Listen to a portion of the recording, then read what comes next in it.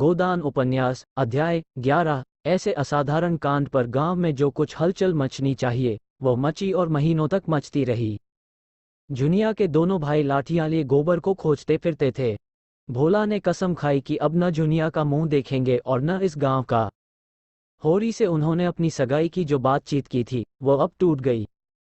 अब वो अपने गाय के दाम लेंगे और नकद, और इसमें विलंब हुआ तो होरी पर दावा करके उसका घर द्वार नीलाम करा लेंगे। गांव वालों ने होरी को जाति बाहर कर दिया। कोई उसका हुक्का नहीं पीता, न उसके घर का पानी पीता है। पानी बंद कर देने की कुछ बातचीत थी, लेकिन धनिया का चंडी रूप सब देख चुके थे, इसलिए किसी की आगे आने की हिम्मत न पड़ी। धनिया ने सबको सुना सुना कर कह दिया, किसी ने उसे पानी भरने से रोका तो उसका और अपना खून एक कर देगी। इस ललकार ने सभी के पित्ते पानी कर दिए। सबसे दुखी है जुनिया, जिसके कारण ये सब उपद्रव हो रहा है, और गोबर की कोई खोज खबर न मिलना इस दुख को और भी दारुण बना रहा है।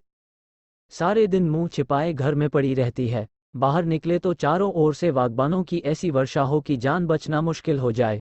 दिन भर घर के धंधे करती रहती है और जब अवसर पाती है रो लेती है। हरदम थर थर कांपती रहती है कि कहीं धनिया कुछ कह न बैठे। अकेला भोजन तो नहीं पका सकती, क्योंकि कोई उसके हाथ का खाएगा नहीं। बाकी सारा काम उसने अपने ऊपर ले लिया। गांव में जहां 4 स्त्री पुरुष जमा हो जाते हैं, यही कोत्सा होने लगती है। एक दिन धनिया हाट से चली आ रही थी कि रास्ते में पंडित दातादीन मिल गए। धनिया ने सिर नीचा कर लिया और चाहती थी कि कतरा कर निकल जाए, पर पंडित जी छेड़ने का अवसर पाकर कब चूकने वाले थे। छेड़ ही तो दिया। गोबर का कुछ सर संदेश मिला कि नहीं धनिया, ऐसा कपूत निकला कि घर की सारी मर्जाद बिगाड़ दी।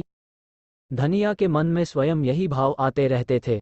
उदास मन से बोली, बुरे दिन आते हैं बाबा, तो आदमी की मति फिर जाती है, और क्या कहूँ। दातादीन बोले, तुम्हें इस दुष्टा को घर में न रखना चाहिए था। दूध में मक्खी पड़ जाती है तो आदमी उसे निकाल कर फेंक देता है और दूध पी जाता है। सोचो कितनी बदनामी और जग हंसाई हो रही है। वह कुलटा घर में न रहती तो कुछ न होता। लड़कों से इस तरह की भूल चूक होती रहती है। जब तक बिरादरी को भात न दोगे, बाम्हनों को भोज न दोगे, कैसे उद्धार होगा। उसे घर में न रखते तो कुछ न होता। होरी तो पागल है ही, तू कैसे धोखा खा गई। दातादीन का लड़का मातादीन एक चमारिन से फंसा हुआ था। इसे सारा गांव जानता था, पर वह तिलक लगाता था, पोथी पत्रे बाँचता था, कथा भागवत कहता था, धर्म संस्कार कराता था। उसकी प्रतिष्ठा में जरा भी कमी न थी। वो नित्य स्नान पूजा करके अपने पापों का प्रायश्चित कर लेता था। धनिया जानती थी, जुनिया को आश्रय देने ही से यह सारी विपत्ति आई है। उसे न जाने कैसे दया आ गई। नहीं उसी रात को जुनिया को निकाल देती तो क्यों इतना उपहास होता, लेकिन ये भय भी तो था कि तब उसके लिए नदी या कुआं के सिवा और ठिकाना कहाँ था। एक प्राण का मूल्य देकर एक नहीं 2 प्राणों का वह अपने मर्जाद की रक्षा कैसे करती। फिर जुनिया के गर्भ में जो बालक है वह धनिया ही के हृदय का टुकड़ा तो है। हंसी के डर से उसके प्राण कैसे ले लेती। और फिर जुनिया की नम्रता और दीनता भी उसे निरस्त करती रहती थी। वह जली भुनी बाहर से आती, पर ज्यों ही जुनिया लोटे का पानी लाकर रख देती और उसके पांव दबाने लगती, उसका क्रोध पानी हो जाता। बेचारी अपनी लज्जा और दुख से आप दबी हुई है, उसे और क्या दबाए, मरे को क्या मारे। उसने तीव्र स्वर में कहा, हमको कुल प्रतिष्ठा इतनी प्यारी नहीं है महाराज, कि उसके पीछे एक जीवन की हत्या कर डालते। ब्याहता न सही, पर उसकी बांह तो पकड़ी है मेरे बेटे ने ही, किस मुंह से निकाल देती।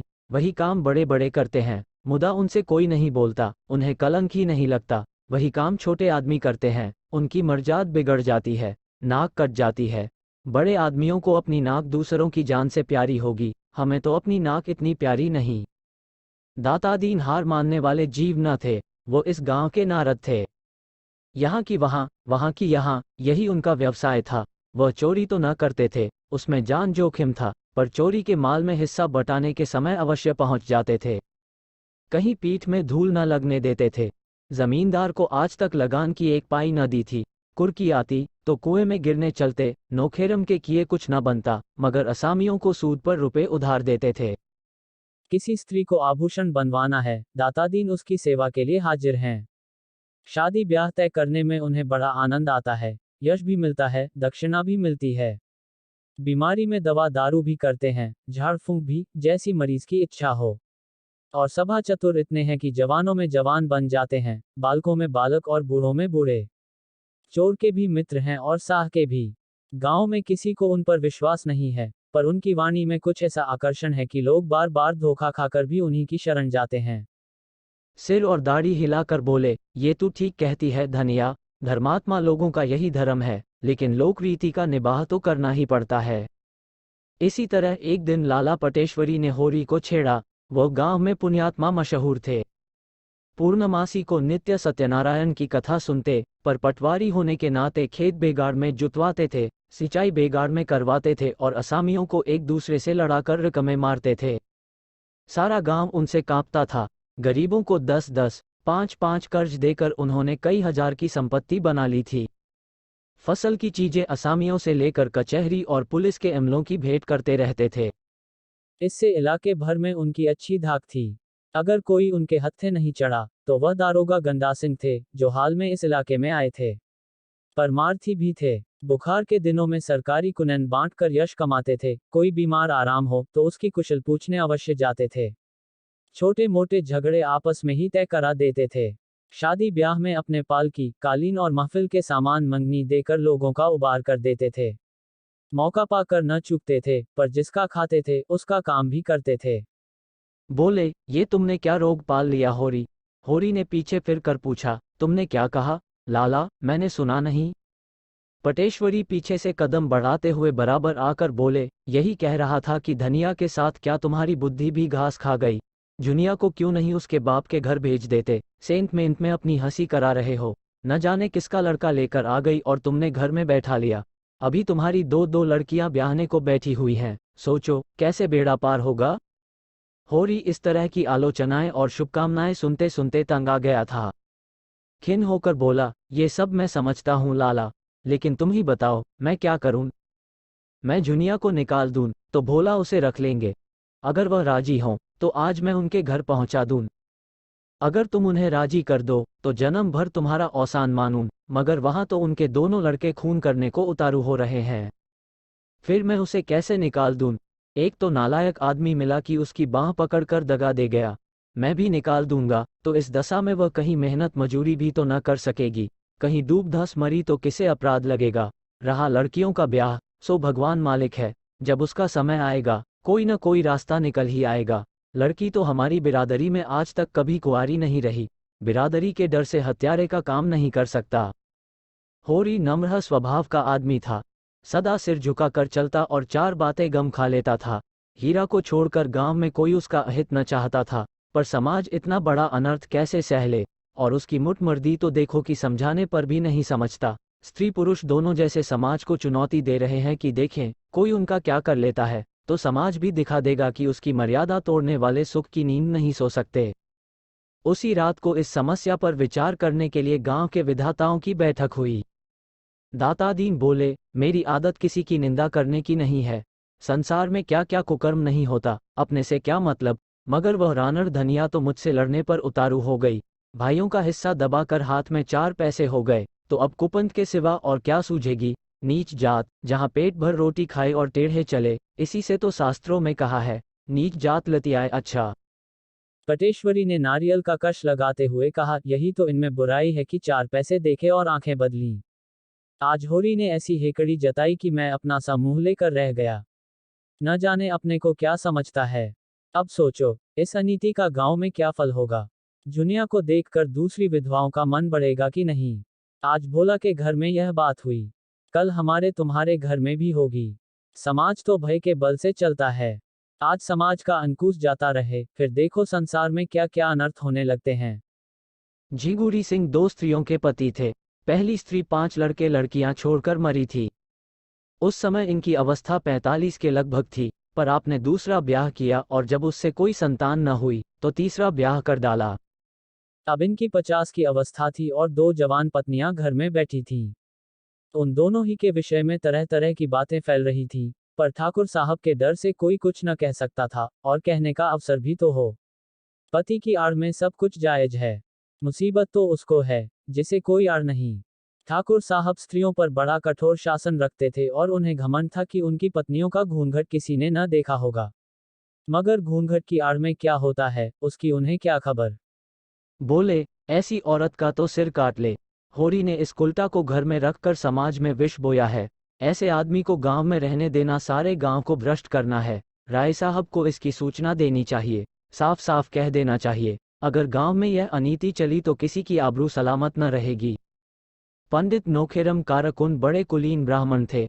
इनके दादा किसी राजा के दीवान थे, पर अपना सब कुछ भगवान के चरणों में भेंट करके साधु हो गए थे। इनके बाप ने भी राम नाम की खेती में उम्र काट दी। नोखेरम ने भी वही भक्ति तरके में पाई थी।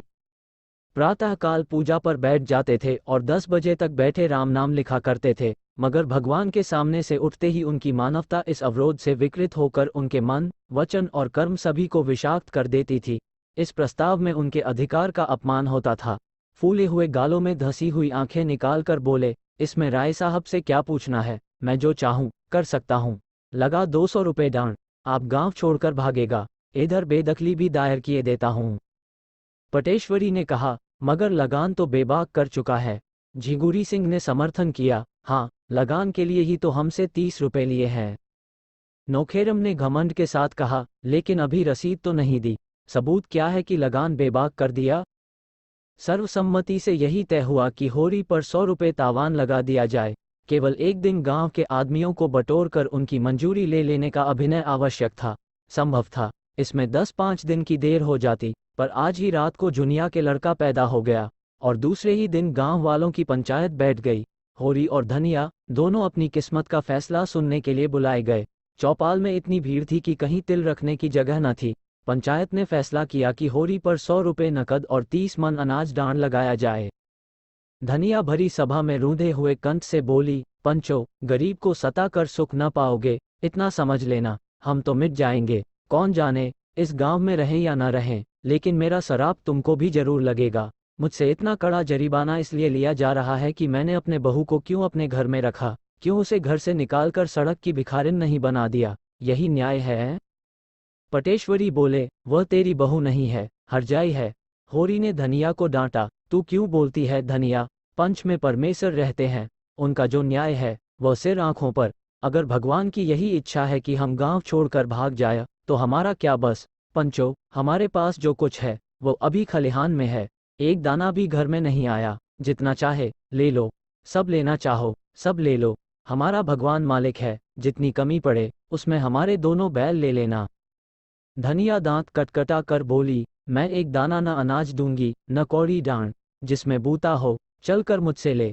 अच्छी दिल लगी है, सोचा होगा, डांड के बहाने इसकी सब जायदाद ले लो और नजराना लेकर दूसरों को दे दो। बाग बगीचा बेचकर मजे से तरमाल उड़ाओ।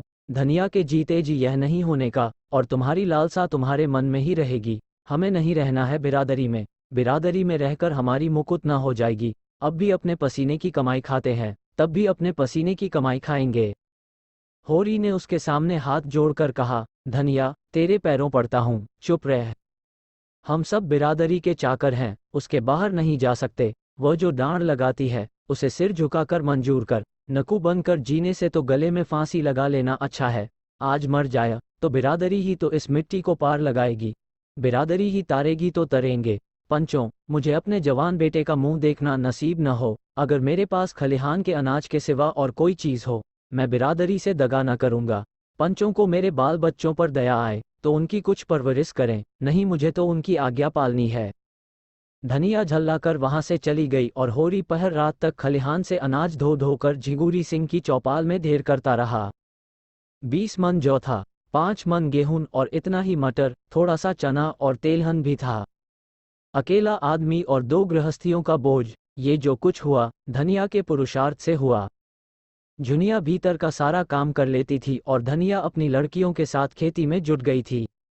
दोनों ने सोचा था, गेहूं और तिलहन से लगान की एक किस्त अदा हो जाएगी और हो सके तो थोड़ा थोड़ा सूद भी दे देंगे। जौ खाने के काम आएगा। लंगे तंगे 5-6 महीने कट जाएंगे, तब तक जुआर, मक्का, सांवा, धान के दिन आ जाएंगे। वह सारी आशा मिट्टी में मिल गई। अनाज तो हाथ से गया ही, 100 रुपए की गठरी और सिर पर लद गई। अब भोजन का कहीं ठिकाना नहीं, और गोबर का क्या हाल हुआ भगवान जाने। न हाल न हवाल। अगर दिल इतना कच्चा था तो ऐसा काम ही क्यों किया। मगर होनहार कौन टाल सकता है। बिरादरी का वह आतंक था कि अपने सिर पर लाद कर अनाज धो रहा था, मानो अपने हाथों से अपने कब्र खोद रहा हो। जमींदार, साहूकार, सरकार, किसका इतना रोब था? कल बाल बच्चे क्या खाएंगे, इसकी चिंता प्राणों को सोखे लेती थी, पर बिरादरी का भय पिशाच की भांति सर पर सवार अंकुश दिए जा रहा था। बिरादरी से पृथक जीवन की वह कोई कल्पना ही न कर सकता था। शादी ब्याह, मुंडन छेदन, जन्म मरण सब कुछ बिरादरी के हाथ में है। बिरादरी उसके जीवन में वृक्ष की भांति जड़ जमाए हुए थी और उसकी नसें उसके रोम रोम में बिंधी हुई थीं। बिरादरी से निकलकर उसका जीवन विशृंखल हो जाएगा, तार तार हो जाएगा। जब खलिहान में केवल 1.5-2 मन जौ रह गया तो धनिया ने दौड़कर उसका हाथ पकड़ लिया और बोली, अच्छा अब रहने दो, धो तो चुके बिरादरी की लाज, बच्चों के लिए भी कुछ छोड़ोगे कि सब बिरादरी के भाड़ में झोंक दोगे? मैं तुमसे हार जाती हूँ, मेरे भाग्य में तुम ही जैसे बुद्धू का संग लिखा था। होरी ने अपना हाथ छुड़ाकर टोकरी में अनाज भरते हुए कहा, यह न होगा, पंचों की आंख बचाकर एक दाना भी रख लेना मेरे लिए हराम है। मैं ले जाकर सबका सब वहां ढेर कर देता हूँ, फिर पंचों के मन में दया उपजेगी तो कुछ मेरे बाल बच्चों के लिए देंगे, नहीं भगवान मालिक है। धनिया तिलमिलाकर बोली, ये पंच नहीं है, राक्षस हैं, पक्के राक्षस। ये सब हमारी जगह जमीन छीनकर माल मारना चाहते हैं। डांड तो बहाना है, समझाती जाती हूँ, पर तुम्हारी आंखें नहीं खुलती। तुम इन पिशाचों से दया की आशा रखते हो, सोचते हो 10-5 मन निकालकर तुम्हें दे देंगे, मुंह धो रखो। जब होरी ने न माना और टोकरी सिर पर रखने लगा तो धनिया ने दोनों हाथों से पूरी शक्ति के साथ टोकरी पकड़ ली और बोली, इसे तो मैं न ले जाने दूंगी, चाहे तुम मेरी जान ही ले लो। मर मर कर हमने कमाया, पहर रात रात को सींचा, अघोरा, इसलिए कि पंच लोग मूंछों पर ताव देकर भोग लगाएं और हमारे बच्चे दाने दाने को तरसें। तुमने अकेले ही सब कुछ नहीं कर लिया है, मैं भी अपने बच्चियों के साथ सती हुई हूँ। सीधे से टोकरी रख दो, नहीं आज सदा के लिए नाता टूट जाएगा, कह देती हूँ। होरी सोच में पड़ गया। धनिया के कथन में सत्य था। उसे अपने बाल बच्चों की कमाई छीनकर तावान देने का क्या अधिकार है? वह घर का स्वामी इसलिए है कि सबका पालन करे, इसलिए नहीं कि उनकी कमाई छीनकर बिरादरी की नज़र में सुरखई बने। टोकरी उसके हाथ से छूट गई। धीरे से बोला, तू ठीक कहती है धनिया, दूसरों के हिस्से पर मेरा कोई जोर नहीं है। जो कुछ बचा है वह ले जा, मैं जाकर पंचों से कह देता हूँ। धनिया अनाज की टोकरी घर में रखकर अपने लड़कियों के साथ पोते के जन्मोत्सव में गला फाड़ फाड़ कर सोहर गा रही थी, जिससे सारा गांव सुन ले। आज ये पहला मौका था कि ऐसे शुभ अवसरों पर बिरादरी की कोई औरत न थी। सौर से जुनिया ने कहला भेजा था, सोहर गाने का काम नहीं है, लेकिन धनिया कब मानने लगी। अगर बिरादरी को उसकी परवाह नहीं है तो वह भी बिरादरी की परवाह नहीं करती। उसी वक्त होरी अपने घर को 80 रुपए पर झिगुरी सिंह के हाथ गिरों रख रहा था। डांड के रुपए का इसके सिवा वह और कोई प्रबंध न कर सका था। 20 रुपए तो तेलहन, गेहूं और मटर से मिल गए, शेष के लिए घर लिखना पड़ गया। नोखे राम तो चाहते थे कि बैल बिकवा लिए जाए, लेकिन पटेश्वरी और दातादीन ने इसका विरोध किया। बैल बिक गए तो होरी खेती कैसे करेगा? बिरादरी उसकी जायदाद से रुपए वसूल करे, पर ऐसा तो न करे कि वह गांव छोड़कर भाग जाए। इस तरह बैल बच गए। होरी रहननामा लिखकर कोई 11 बजे रात घर आया तो धनिया ने पूछा, इतनी रात तक वहां क्या करते रहे? होरी ने जुलाहे का गुस्सा दाढ़ी पर उतारते हुए कहा, करता क्या रहा, इस लौंडे की करनी भरता रहा। अभागा आप तो चिनगारी छोड़कर भागा, आग मुझे बुझानी पड़ रही है। 80 रुपए में घर रेहन लिखना पड़ा, करता क्या? अब हुक्का खुल गया, बिरादरी ने अपराध क्षमा कर दिया। धनिया ने होंठ चबाकर कहा, न हुक्का खुलता तो हमारा क्या बिगड़ा जाता था? 4-5 महीने नहीं किसी का हुक्का पिया तो क्या छोटे हो गए?